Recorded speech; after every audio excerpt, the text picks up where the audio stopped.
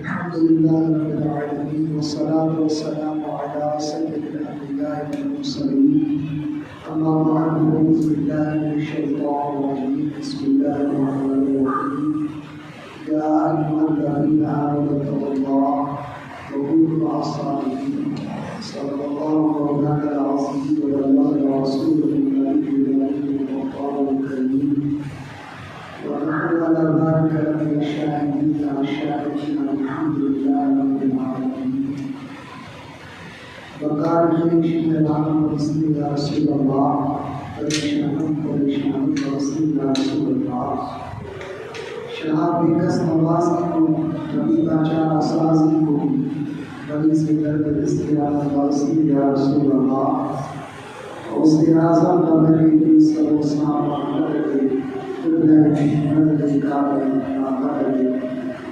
آئیے وراثت سے میرے پیروزان کا نام مرکزیت ارواح نافذان صلی اللہ علیہ وسلم کی بارگاہ میں مسئولہ ہے درود پاک کی مزید شریف ہے اللہم صلی علی سیدنا مولانا محمد طب القلوب وجمالها وعافیت الابدان وشفائها وطول الابصار وعمرها وعلى آله وصحبه وسلم.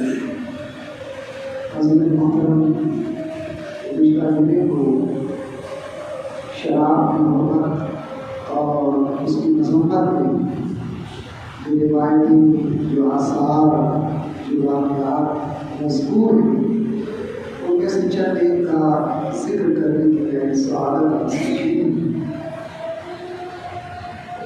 شراب نوشی سے بچنے کا طریقہ کیا ہے؟ ایک تو اس کا طبی علاج ہے میڈیکل سائنس کے ذریعے جو ہے شراب کی عادت سے لوگ چھٹکارا پا سکتے ہیں اور مستقبل میں ہمیشہ کے لیے اگر ہم شراب نوشی سے بچنا چاہتے ہیں کسی بھی بری عادت سے یا کسی بھی بری لت سے بچنا چاہتے ہیں تو اس کا روحانی علاج بھی حدیث پاک میں بتایا گیا ہے. اگر آپ کسی بھی بری بیماری سے کسی بھی بری عادت سے بچنا چاہتے ہیں حدیث مبارکہ میں جو دعا تلقین کی گئی ہے اس دعا کو یاد کر لیں اور اس دعا کو پڑھ لیں. انشاءاللہ تبارک و تعالی اس کی برکت سے کوئی بھی کھولک بیماری کوئی بھی بری عادت اس سے آپ محفوظ ہیں. صحیح حدیث ہے تاجدار کائنات حضور رحمت عالم صلی اللہ علیہ وسلم نے ارشاد فرمایا جو کسی مصیبت میں مبتلا شخص کو دیکھ کر یہ دعا پڑھے الحمدللہ الذی عافانی مما ابتلاک بہ وفضلنی علی کثیر ممن خلق تفضیلا. سرکار دو عالم صلی اللہ علیہ وسلم نے ارشاد فرمایا کہ اس شخص کو وہ مصیبت کو بلا نہیں پہنچی. کسی بھی مصیبت زدہ کو دیکھ کر یہ دعا پڑھ دی جائے تو وہ مصیبت وہ بیماری اس سے وہ پڑھنے والا محفوظ ہے. مثال کے طور پر کسی کو کینسر ہو گیا, آپ عیادت کے لیے گئے, آپ نے کینسر کے مریض کو دیکھا تو آپ نے یہ دعا پڑھ دی تو انشاءاللہ تبارک و تعالیٰ آپ کو اس دعا کے پڑھنے کی برکت سے کینسر جیسا موذی مرض نہیں ہوگا. کسی کو کورونا ہو گیا, آپ اس کی عیادت کے لیے گئے, آپ نے اس دعا کو پڑھ لیا تو اس کی برکت سے انشاءاللہ کورونا کے مرض سے محفوظ رہیں. غرض کے جس مہلک بیماری سے محفوظ رہنے کے لیے دعا پڑھی جائے انشاءاللہ اس مرض سے آپ محفوظ رہیں۔ عام طور پر یہی سمجھا جاتا ہے کہ یہ دعا جو ہے صرف بیماریوں سے بچنے کے لیے پڑھی جاتی ہے۔ کسی شخص کو بیمار دیکھ کر ہم پڑھ لیں تو اس بیماری سے جو ہے ہم اس دعا کی برکت سے محفوظ رہیں گے، لیکن شارحین حدیث نے اور حدیث کے جو الفاظ ہیں، جو دعا کا مفہوم ہے، وہ عام ہے۔ یہ صرف بیماریوں کے لیے خاص نہیں ہے، بلکہ حضرت علامہ مفتی احمد یار خان صاحب نعیمی رحمۃ اللہ تعالیٰ علیہ نے مرآت المناجی شرح مشکات المصابیح کے اندر اس حدیث کی شرح میں ارشاد فرمایا کہ بلا چاہے جسمانی ہو، اور مثال دی کہ اندھا ہو جانا یا مبروس ہو جانا، برس میں مبتلا ہو جانا، اور کوئی بیماری ہو، یا بیماری جو ہے بلا کوئی مالی ہو، مالی بلا آ جائے، فرماتے کہ یہ دعا سب کے لیے اکسیر ہے، یعنی سب سے بچنے کا ذریعہ ہے۔ چاہے پریشانی جسمانی ہو، چاہے بلا جسمانی ہو، چاہے بلا مالی ہو، چاہے بلا روحانی ہو، یعنی اگر کسی کو کفر میں مبتلا دیکھے تو بھی اس دعا کو پڑھنا چاہیے۔ کسی کافر کو دیکھیں آپ کہ وہ کفر میں مبتلا ہے تو آپ اس دعا کو پڑھیں تو انشاءاللہ تبارک و تعالیٰ اس کی برکت سے کفر سے محفوظ رہیں گے۔ کسی کو بدعت میں مبتلا دیکھیں تو انشاءاللہ تبارک و تعالیٰ اس دعا کے پڑھنے کی برکت سے اس بدعت میں مبتلا ہونے سے محفوظ رہیں گے۔ کسی کو آپ ظلم کرتا ہوا دیکھیں تو آپ اس دعا کو پڑھ لیں تو انشاءاللہ تبارک و تعالیٰ آپ ظلم سے محفوظ رہیں گے۔ تو یہ دعا تمام مصیبتوں کے لیے اکسیر کا درجہ رکھتی ہے۔ اعلیٰ حضرت عظیم البرکت سیدنا امام احمد رضا فاضل بریلوی رضی اللہ تعالی عنہ سے کسی نے سوال کیا، ملفوظ میں یہ عبارت موجود ہے کہ یہ دعا جو ہے ایسی کسی مصیبت کے لیے پڑھی جائے، ایسے کسی شخص کے لیے پڑھی جائے جو ایسی مصیبت میں مبتلا ہو جو بظاہر کسی انسان کے ذریعے لاحق ہوتی ہے، تو کیا ایسے شخص کو دیکھ کر بھی یہ دعا پڑھی جائے گی؟ اب حضرت نے ارشاد فرمایا کہ دعا ہر بلا کو دیکھ کر پڑھی جائے، چاہے بلا جسمانی ہو یا آسمانی ہو۔ تو ہر مصیبت کو دیکھ کر، ہر پریشانی کو دیکھ کر، ہر بری عادت کو دیکھ کر اس دعا کو پڑھنے کا اعلیٰ حضرت ارشاد فرما رہے ہیں، بلکہ خود اپنا تجربہ بیان فرماتے ہیں کہ میں ہر کافر کو دیکھ کر یہ دعا پڑھ دیتا ہوں کہ اللہ تبارک و تعالیٰ نے اس کی جو حالت کفر ہے کہ کفر کی حالت میں وہ انتقال کیا، کفر کی حالت میں وہ مرا، تو اللہ تبارک و تعالیٰ نے کفر سے ہم کو محفوظ رکھا، تو اس نعمت پر شکر ادا کرنا چاہیے۔ تو اس دعا کا مطلب یہ ہے کہ اللہ تبارک و تعالیٰ کا شکر ہے۔ اس دعا کا ترجمہ یہ ہے کہ اللہ تبارک و تعالیٰ کا شکر ہے جس نے مجھے عافیت عطا فرمائی اس مصیبت سے جس میں تو مبتلا ہے۔ یعنی مریض کو دیکھ کر پڑھنے والا یوں کہے کہ اللہ تبارک و تعالیٰ کا شکر ہے کہ اس نے مجھے عافیت عطا فرمائی اس بلا سے، اس مصیبت سے جس میں تجھے مبتلا کیا، اور اپنی مخلوقات میں سے بہت سارے لوگوں پر مجھ کو فضیلت بخشی کہ میں عافیت سے ہوں، میں مریض نہیں ہوں، میں اس بری لت کا شکار نہیں ہوں، میں اس بری عادت کا شکار نہیں ہوں۔ اس بات پر بندہ اللہ رب العزت کی بارگاہ میں شکر ادا کرتا ہے، اور قرآن عظیم میں اللہ تعالیٰ ارشاد فرماتا ہے کہ اگر تم میری نعمتوں کا شکر ادا کرو گے تو میں نعمتوں کو اور زیادہ کر دوں گا۔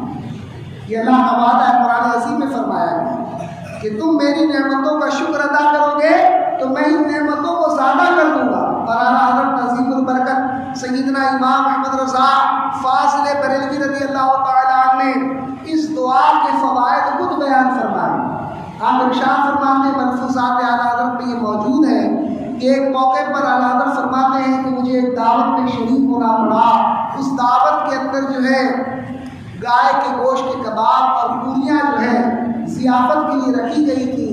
طبعاً جو ہے کسی وجہ سے مجھ کو یہ چیزیں راس نہیں آتی تھی۔ فرماتے ہیں کہ وہ دعوت میں ان جن چیزوں کا استعمال کرنا پڑا وہ کباب کھانے پڑے اور پوریاں کھانی پڑی، اور اسی دن رات میں جو ہے دعوت کے بعد میرے مسوڑے میں جو ہے ورم آ گیا، شدید ورم پیدا ہو گیا، اور جو ہے حلق کے اندر اور منہ کے اندر اس کا اثر آیا، اور میرا منہ جو ہے بند ہو گیا تکلیف کی شدت کی وجہ سے، مسوڑوں میں بھی ورم آ گیا اور حلق بھی بند ہو گیا۔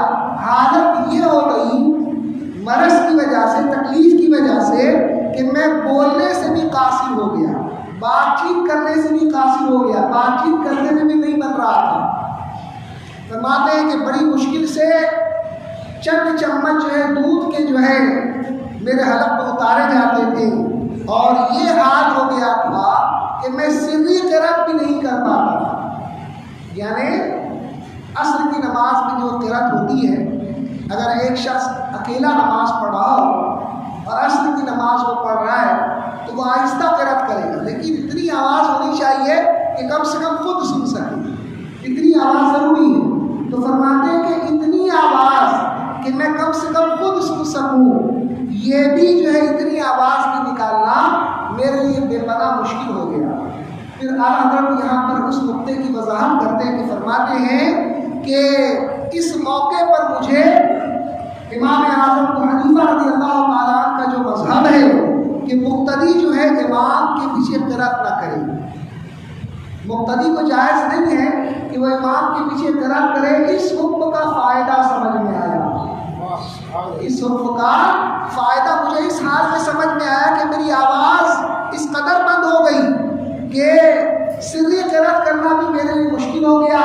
تو میں فرض میں بھی جو ہے کسی کے پیچھے نماز فرض ادا کرتا تھا، اور مجبوری کی وجہ سے سنت بھی کسی امام کے پیچھے ادا کرتا تھا۔ تو امام کے پیچھے جب کوئی نماز ادا کرے گا تو اس کو قرأت کرنا نہیں ہے، احناف کے مذہب کی روح سے، احناف کے مذہب کے حساب سے وہ قرأت نہیں کرے گا، وہ قرآن عظیم کی تلاوت نہیں کرے گا، وہ خاموش رہے گا قیام کے اندر۔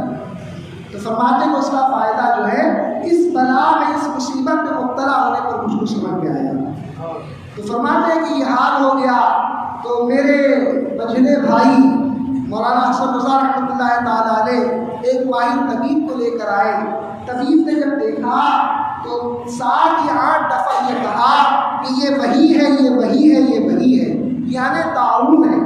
حالانکہ فرماتے ہیں کہ اس زمانے میں بریلی شریف میں جو ہے بڑی شدت کا مرض تعاون پھیلا ہوا تھا، تعاون کا مرض بڑی شدت کے ساتھ پھیل چکا تھا۔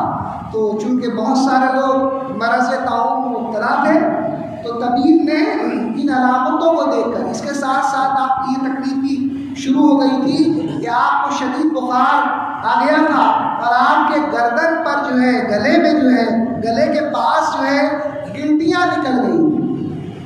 تو ان ساری علامتوں کو دیکھنے کے بعد طبیب نے یہ طے کر دیا، طبیب نے کہہ دیا کہ آپ کو تعاون ہو گیا ہے۔ اعلیٰ حضرت فرماتے ہیں کہ چونکہ مجھ کو بولنے کی طاقت نہیں تھی، اس لیے میں کچھ بول نہیں سکا، حالانکہ مجھ کو یقین تھا کہ نہ مجھ کو کبھی تعاون ہوا ہے، نہ اللہ کے فضل و کرم سے زندگی پر کبھی تعاون ہوگا۔ اس کی وجہ یہ بیان فرمائی کہ میں نے نبی کریم صلی اللہ تعالیٰ علیہ وسلم نے جو دعا تعلیم فرمائی ہے، مصیبت زدہ کو دیکھ کر پڑھنے والی، الحمدللہ الذی عافانی مما ابتلاک بہ فضلنی علی کثیر ممن خلق تفضیلا، اس دعا کو میں نے بارہا تعاون کے مریض کو دیکھ کر پڑھ دیا۔ یہ بھی اس سے پتہ چلا کہ ایک مرض کو دیکھ کر بار بار بھی دعا پڑھی جا سکتی ہے۔ ایک دفعہ آپ نے پڑھ دیا کسی مرض کو دیکھ کر تو اچھی بات ہے، لیکن جب دوبارہ نظر آئے تو دوبارہ پڑھ لی جائے۔ ایک ہی مرض کو دیکھ کر جب کئی دفعہ بھی دعا پڑھی جا سکتی، اس واقعے سے یہ بھی ثابت ہوا۔ تو اعلیٰ فرماتے کہ میں نے بارہا تعاون کے مریضوں کو دیکھ کر یہ دعا پڑھ لی تھی، اور مجھ کو یقین ہے کہ مجھ کو تعاون کا مرض نہ لاحق ہوا ہے، نہ کبھی ہوگا۔ پھر فرماتے ہیں اعلیٰ حضرت رضی اللہ تعالیٰ اس دعا کے فوائد کے تعلق سے کہ اس دعا کے فائدے بڑے عظیم ہیں۔ ارشاد فرماتے ہیں کہ میں نے جن جن امراض کے مریضوں کو دیکھ کر یہ دعا پڑھی، جن جن مصیبتوں کو دیکھ کر یہ دعا پڑھی، الحمدللہ اب تک ان ان تمام بلاؤں سے، ان تمام بیماریوں سے اور ان تمام مصیبتوں سے محفوظ ہوں، اور اللہ تبارک و تعالیٰ کی مدد سے تا حیات ایسا ہی رہے گا۔ یعنی تا حیات ان بلاؤں، ان مرض سے، ان مصیبتوں سے میں محفوظ رہوں گا۔ اعلیٰ حضرت یہ فرماتے ہیں، پھر ارشاد فرماتے ہیں کہ نوعمری میں مجھے آشوب چشم ہو جاتا تھا۔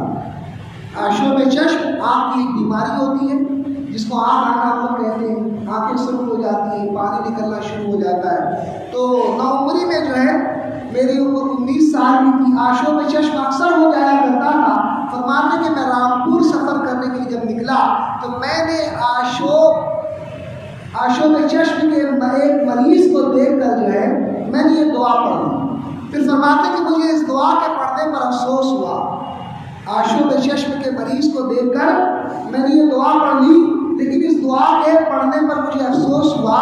پھر فرماتے کہ جب میں نے یہ دعا پڑھ لی تو اس کے بعد جو ہے کبھی مجھے آشوب چشم نہیں ہوا۔ پھر افسوس ہونے کی وجہ بیان فرماتے ہیں، اس دعا پڑھنے پر مجھ کو افسوس کیوں ہوا؟ حضرت فرماتے ہیں کہ حدیث میں جو ہے 3 بیماریوں کے تعلق سے فرمایا گیا کہ 3 بیماریوں کو مکروہ نہ جانو، 3 بیماریوں کو برا نہ تصور کرو۔ ان 3 بیماریوں میں سے اعلیٰ حضرت نے جو ذکر فرمائی ان میں سے ایک بیماری ہے آشوب چشم جس کو ہم آنا کہتے ہیں، دوسری بیماری خارش جس کو کجلی کہا جاتا ہے، تیسری بیماری کے تعلق سے اعلیٰ حضرت نے فرمایا کہ تیسری بیماری ہے زکام۔ یہ 3 بیماریاں جو ہے ایسی ہیں کہ حدیث مبارکہ میں ذکر فرمایا کہ ان بیماریوں کو تم برا نہ سمجھو، اور میں نے جو ہے عدم توجہ کی وجہ سے میں نے آشوب چشم کے مریض کو دیکھ کر یہ دعا پڑھ دی، اور حدیث میں فرمایا گیا کہ آشوب چشم جو مرض ہے اس مرض کو تم برا تصور نہیں کرو۔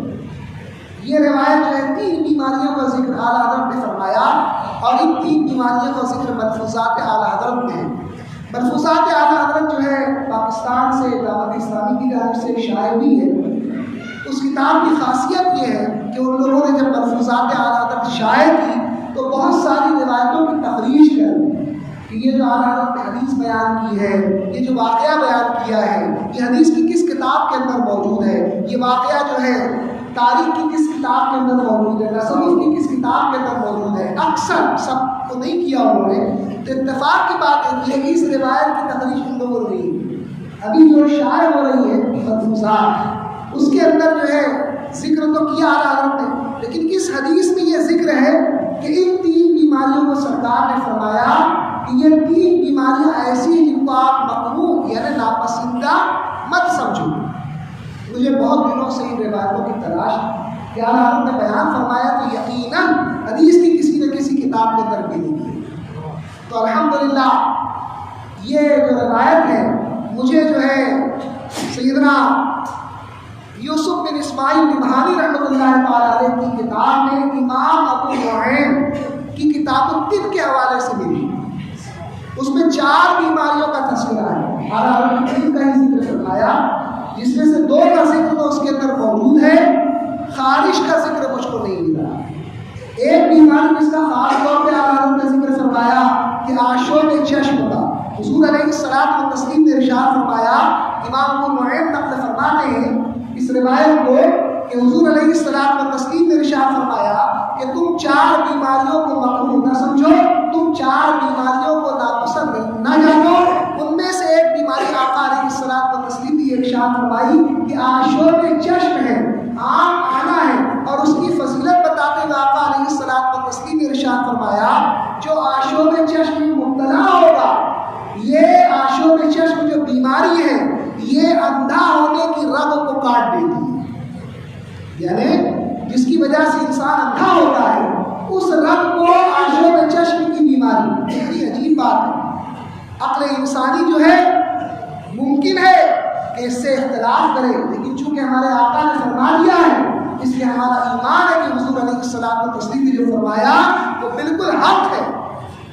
سرکار نے جو فرما دیا کہ یہ بیماری جو ہے ایک بہت بڑی بیماری سے روک رہی ہے۔ اندھا ہونا یہ بہت تکلیف دہ بات ہے، کسی سے پوچھو جو بینائی سے محروم ہو کہ آنکھ کتنی عظیم نعمت ہے تو وہ بتائے گا کہ آنکھ کی نعمت کتنی عظیم نعمت ہے. جو اندھا ہو چکا ہے اس سے بینائی کی قدر و قیمت معلوم کی جائے. تو حضور فرماتے ہیں کہ اس بیماری کی وجہ سے، آشوب چشم کی وجہ سے جو نابینا ہونے کی رگ ہے وہ کٹ جائے.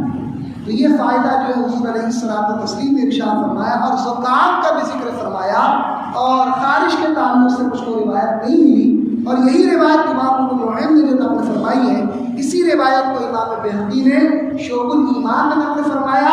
اور اس حدیث کے تعلق سے امام بہقی آگے فرماتے ہیں حدیث نقل کرنے کے بعد کہ اس حدیث کی سند قوی نہیں ہے، اور ایک دوسرے مقام پر دوسرے تغیر الفاظ کے ساتھ کچھ لفظوں کا فرق ہے.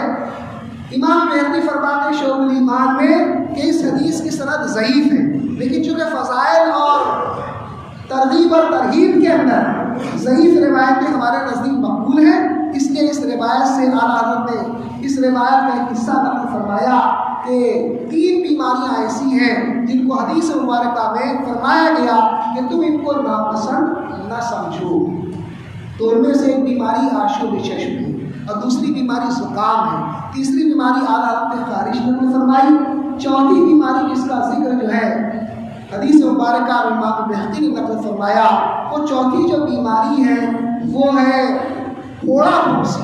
پھوڑا پھنسی جو ہے اور کھانسی، یہ دونوں کو حضور علیہ الصلوۃ والتسلیم نے ارشاد فرمایا کہ ان کو تم مکروہ نہ جانو. انشاءاللہ آئندہ جمعے کو تفصیل کے ساتھ اس حدیث کو میں پیش کروں گا کہ امام بہقی نے اور کن محدثین نے اس حدیث کو نقل کیا کہ جس میں 4 بیماریوں کا تذکرہ ہے کہ سرکار نے فرمایا کہ ان کو مکروہ نہ جانو. تو اعلیٰ حضرت افسوس کی وجہ بیان فرمایا کہ مجھے جو ہے اس دعا کے پڑھنے کا افسوس اس لیے ہوا کہ حضور علیہ الصلوۃ والتسلیم نے آشوب چشم کے تعلق سے فرمایا کہ آشوب چشم کو مکروہ نہ سمجھو، برا نہ سمجھو، ناپسندیدہ نہ سمجھو.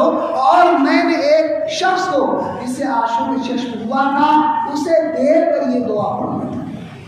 تو اس لیے افسوس ہوا کہ حدیث میں اس برائی، اس بیماری کی جو ہے فضیلت گویا مذکور ہے، اور میں نے ایسی بیماری والے شخص کو دیکھ کر یہ دعا پڑھنی فرماتے کہ اس کی برکت سے کبھی مجھے آشوب چشم نہیں ہوئی. اور جتنی بھی بیماریوں کو دیکھ کر میں نے یہ دعا پڑھی، کبھی کسی بیماری سے مجھ کو سابقہ نہیں پڑا، کبھی کوئی بیماری مجھ کو لاحق نہیں. یہ ایسی عظیم دعا ہے کہ اس عظیم دعا کو جو حفظ کر لیا جائے. اور میں نے جیسا کہ پہلے واضح کیا، یہ دعا صرف بیماری کو دیکھ کر پڑھنے کے لیے نہیں ہے، بلکہ ہر مصیبت، یہاں تک کہ دین کے تعلق سے بھی جو مصیبت ہو اس مصیبت کو بھی دیکھ کر پڑھی جائے.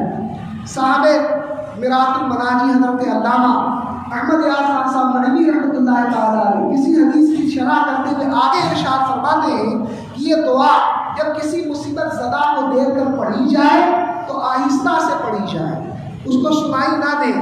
اس لیے کہ آپ یہ دعا پڑھیں گے تو وہ یہ سمجھے گا، وہ یہ تصور کرے گا کہ آپ اس کی مصیبت پر خوش ہو رہے ہیں.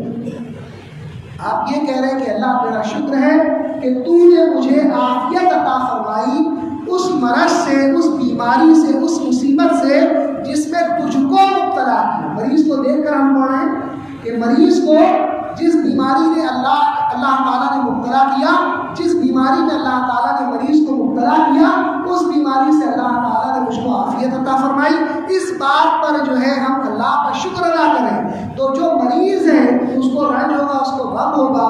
لیکن آگے تحریر فرماتے ہیں کہ جو فاسق اور فاجر ہے، جو فاسق اور فاجر ہے، ملا علی قاری رحمۃ اللہ تعالیٰ علیہ کے حوالے سے فرماتے ہیں کہ صاحب مرقات ملا علی قاری رحمۃ اللہ تعالیٰ علیہ مشکات کی شرح میں اسی حدیث کے ضمن میں فرمایا کہ جب کسی فاسق اور فاجر کو دیکھ کر یہ دعا پڑھی جائے تو بلند آواز سے پڑھی جائے تاکہ اس کو شرمندگی ہو اور اپنے فسق و فجور سے وہ توبہ کر لے. کسی شرابی کو آپ دیکھیں تو یہ دعا پڑھ دیں تو اس دعا کے پڑھنے کی برکت سے انشاءاللہ آپ شراب کی عادتیں بند سے محفوظ رہیں. کسی زانی کو زنا کرتے ہوئے دیکھیں یا سنیں تو آپ اس دعا کو پڑھ لیں، انشاءاللہ زنا سے پوری زندگی محفوظ رہیں گے. کسی بد مذہب کو دیکھیں کہ بد مذہبی کر رہا ہے تو آپ بد مذہب کو دیکھ کر یہ دعا پڑھ لیں تو انشاءاللہ بد مذہبی سے محفوظ رہیں گے. جو مصیبت چاہے وہ جسمانی ہو چاہے وہ روحانی ہو، ساری مصیبتوں کو دیکھ کر جو ہے یہ دعا جو ہے پڑھ لی جائے، انشاءاللہ تبارک و تعالیٰ اس کی برکت سے چاہے بلا جسمانی ہو چاہے بلا مالی ہو چاہے بلا روحانی ہو، ساری بلاؤں سے اللہ تبارک و تعالیٰ نجات عطا فرمائے گا۔ شرط یہ ہے کہ ہمارا ایمان ویسا ہی ہو جیسا اعلیٰ حضرت رضی اللہ تعالیٰ عنہ کا تھا اور یہ کاملین کا تھا، سلف صالحین کا تھا۔ لوگ کہتے ہیں کہ ہم پڑھتے ہیں لیکن فائدہ نہیں ہوتا۔ حدیث میں بتائی گئی یہ دعائیں ہیں بہت ساری، اس طرح کی اور بھی دعائیں ہیں، لیکن ہم کو فائدہ نہیں ہوتا۔ اس کی وجہ یہ ہے کہ ہمارا ایمان ہمارا یقین ویسا کامل نہیں ہے۔ میں نے اس سے پہلے بھی یہ واقعہ عرض کیا تھا، خواجہ فرید الدین گنج شکر رحمۃ اللہ تعالیٰ علیہ کا کہ آپ کی خدمت میں ایک شخص حاضر ہوا، بڑا غریب تھا، بڑا پریشان حال تھا۔ اس نے عرض کیا کہ حضور بہت پریشان ہوں، بہت غریب غربت کا شکار ہوں اور مالی حالات بڑے دشوار ہیں، کچھ کرم کیجیے۔ آپ نے اسے فرمایا کہ انڈا لے کر آؤ۔ وہ ایک انڈا لے کر آیا۔ حضرت سیدنا خواجہ فرید الدین گنج شکر رحمۃ اللہ تعالیٰ علیہ نے 3 دفعہ سورہ اخلاص قل اللہ شریف پڑھ کر جو ہے اس انڈے کے اوپر دم کر دیا۔ وہ انڈا سونے میں تبدیل ہو گیا، سونے کا انڈا بن گیا۔ وہ شخص بڑا خوش ہوا۔ آپ نے فرمایا کہ لے جا، اپنی حاجت پوری کر، اپنی ضرورت پوری کر۔ وہ بازار میں جاتا ہے، سنڈے کو فروخت کرتا ہے، جو مال ملتا ہے لے کر آتا ہے، اسی کے ساتھ ساتھ ایک ٹوکری بھر انڈا بھی لے کر آتا ہے، ٹوکری بھر کے انڈا لے کر آتا ہے اور اپنی اہلیہ سے کہتا ہے کہ آج خواجہ صاحب نے جو ہے ارب پتی بننے کا نسخہ بنا دیا۔ اہلیہ نے پوچھا، سارا واقعہ اس نے بیان کیا، تو پھر وہ جو ہے انڈے پر دم کرنے لگتا ہے۔ 3 دفعہ سورہ اخلاص قل اللہ شریف پڑھ کے دم کرتا ہے، لیکن انڈا انڈا ہی رہتا ہے، سونے میں تبدیل نہیں ہوتا۔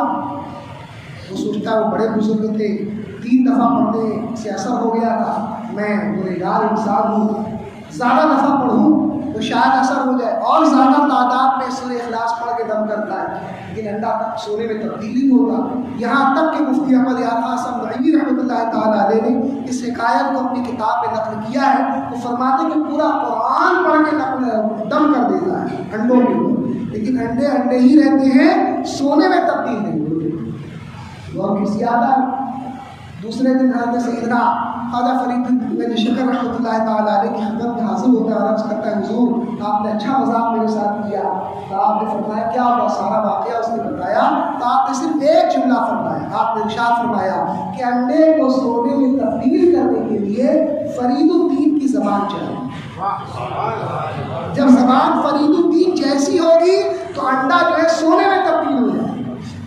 ایک جملے میں آپ نے اس کے سارے اشکالات کا آپ نے جواب عطا فرما دیا۔ تو زبان سیدنا فرید الدین گنج شکر رحمۃ اللہ تعالیٰ علیہ کی جیسی زبان، جیسا یقین تھا، جیسا ایمان تھا، اسی ایمان اسی پختگی یقین کے ساتھ اگر ہم بھی اوراد و وظائف کو کریں تو انشاءاللہ تبارک و تعالیٰ اس کی برکتیں ضرور ظاہر ہوں گی۔ تو اس دعا کو آپ خود بھی یاد کریں، اپنے گھر کے ہر فرد کو یاد کرا دیں، چھوٹے چھوٹے بچوں کو یاد کرا دیں۔ صحابہ کرام کی عادت تھی کہ حضور علیہ السلام و تسلیم جو دعائیں ان کو تعلیم فرمایا کرتے تھے، وہ گھر کے چھوٹے چھوٹے بچوں کو جو ہے یاد کرایا کرتے تھے، گھر کی خواتین کو یاد کرا دیں، اس لیے کہ بے شمار بیماریوں سے، بے شمار مصیبتوں سے بچنے کا بہت ہی آسان نسخہ سرکار دو عالم صلی اللہ علیہ وسلم نے ہم کو عطا فرما دیا۔ جب یہ حدیث مبارکہ میں نے پڑھی تو چونکہ پڑھتے پڑھتے بہت ساری باتیں نظروں سے گزرتی ہیں، ایک واقعہ میں نے پڑھا تھا بہت پہلے، تو اس حدیث مبارکہ کی بنیاد پر اس واقعے کے تعلق سے کچھ شبہات پیدا ہوئی۔ وہ واقعہ آپ نے سنے؟ حضرت سیدنا سری سختی رضی اللہ تعالیٰ، یہ حضرت سیدنا جنید بغدادی کے پیر و مرشد بھی ہیں، استاد بھی ہیں اور آپ کے ماموں بھی ہیں۔ یہ فرماتے ہیں کہ ایسی لغزش مجھ سے ہوئی کہ جس کی میں معافی جو 30 سال سے مانگ رہا ہوں۔ 30 سال سے ایک ایسی لغزش مجھ سے سرزد ہو گئی ہے کہ میں اس کی معافی جو 30 سال سے طلب کر رہا ہوں۔ لوگوں نے پوچھا حضور ایسی کون سی لغزش ہو گئی آپ سے کہ 30 سال سے آپ اس لغزش اور اس غلطی کی معافی 30 سال سے متواتر مانگ رہے ہیں؟ ذرا مسلمانوں غور سے سننا اس واقعے، چھوٹا سا واقعہ ہے لیکن اولیاء کرام کی بلندی اور ان کے مقامات کا ہم اندازہ نہیں کر سکتے، تصور نہیں کر سکتے۔ وہ فرماتے ہیں کہ بات دراصل یہ ہوئی کہ 30 سال پہلے جو ہے میری ایک دکان بغداد کے ایک بازار میں تھی، تو بغداد کے بازار میں آگ لگ گئی۔ آگ لگنے کی وجہ سے جو ہے بہت ساری دکانوں اور مکانوں کے اندر آگ کا اثر ہوا اور وہ جل کر خاکستر ہو گئے، وہ جل گئے۔ ایک شخص دوڑتا ہوا میرے پاس آیا اور اس نے یہ کہا کہ سارے لوگوں کی دکانیں جل گئی لیکن آپ کی دکان محفوظ ہے۔ سب کی دکان جل گئی، آپ کی دکان بچی ہوئی ہے۔ تو آپ نے فرمایا کہ میں نے کہا الحمدللہ۔ فرماتے ہیں کہ میں نے الحمدللہ کہا تو الحمدللہ کہنے کی وجہ سے میں 30 سال سے اس گناہ کی معافی مانگ رہا ہوں، اس لغزش کی معافی میں 30 سال سے مانگ رہا ہوں کہ میں نے جو الحمدللہ کہا یہ سن کر کہ سب کی دکانیں جل گئی، میری دکان محفوظ ہے۔ جبکہ دیکھا جائے تو حدیث مبارکہ میں اسی کا حکم دیا گیا، اس حدیث کے جو الفاظ ہیں وہ تو اسی کی تائید کر رہے ہیں کہ ہونا یہی چاہیے کہ اگر ہم کسی مصیبت میں مبتلا نہ ہو، دوسرا شخص کسی مصیبت میں مبتلا ہو تو اس بات پر اللہ کا شکر ادا کرے۔ تو پھر حضرت سیدنا سیدی صفی رضی اللہ تعالیٰ کیوں توبہ کر رہے ہیں؟ تو اس کا جواب علماء کرام کے کلام کو پڑھنے کی برکتیں دے گیا۔ بہت مطالعہ ہونے کے بعد بھی یہ اشکال جو دور نہیں ہو رہا تھا، لیکن حضرت سیدنا مفتی احمد یار خان صاحب نعیمی رحمۃ اللہ تعالیٰ نے اسی حدیث کی شرح میں آگے ایک جملہ لکھا ہے۔ وہ جملہ اس جو لغزش ہے جس کی حقیقت کو واضح کرتا ہے۔ انہوں نے فرمایا کہ خیال رہے یہ جو دعا پڑھنی ہے اس لیے پڑھنی ہے کہ اپنی عافیت کے لیے پڑھنی ہے کہ اللہ نے تم کو عافیت عطا فرمائی ہے، دوسروں کی مصیبت پر خوش ہونے کی وجہ سے نہیں پڑھنا ہے۔ آپ اس لیے اس دعا کو نہیں پڑھیں کہ آپ دوسرے مصیبت میں مبتلا ہے تو بہت خوش ہیں، بلکہ آپ کو اس لیے یہ دعا پڑھنی ہے کہ اللہ تعالیٰ نے اس بیماری سے آپ کو محفوظ رکھا، اس مصیبت سے آپ کو محفوظ رکھا، آپ کو اس مصیبت سے عافیت عطا فرمائی۔ اپنی عافیت کی وجہ سے آپ کو دعا پڑھنی ہے، دوسروں کی مصیبتوں پر خوش ہو کر دعا پڑھنا یہ بہت بڑا جرم ہے۔ پتہ چلا کہ حضرت سیدی صفی رحمۃ اللہ تعالیٰ نے یہ جو الحمدللہ کہا تھا اسی لیے کہا ہوگا کہ دوسرے جو ہے وہ مصیبت میں مبتلا ہو گئے تو دوسروں کی مصیبت کو دیکھ کر آپ نے خوشی کا اظہار کیا، تو اس لیے فرماتے کہ 30 سال سے میں اس گناہ کی لغزش کی دعا معافی جو ہے اللہ رب العزت کی بارگاہ میں مانگ رہا ہوں۔ تو محترم حاضرین، یہ دعا بڑی سی ہے، آپ اس دعا کو یاد کریں۔ اللہ تعالیٰ ایسی تمام دعاؤں کو یاد کریں اور انہیں پڑھنے اور ان دوسروں تک پہنچانے کی توفیق عطا فرمائے۔ پیشکش ہماری آپ کو کیسی لگی کمنٹ باکس میں آپ ضرور ہمیں اپنے کمنٹ سے نوازیں، مثبت باتیں ہمیں عطا کریں، اگر ہم کہیں غلطی کریں تو اس سے بھی آپ ہمیں آگاہ کریں، جو ہمیشہ میں آپ کو یاد دلاتا ہوں۔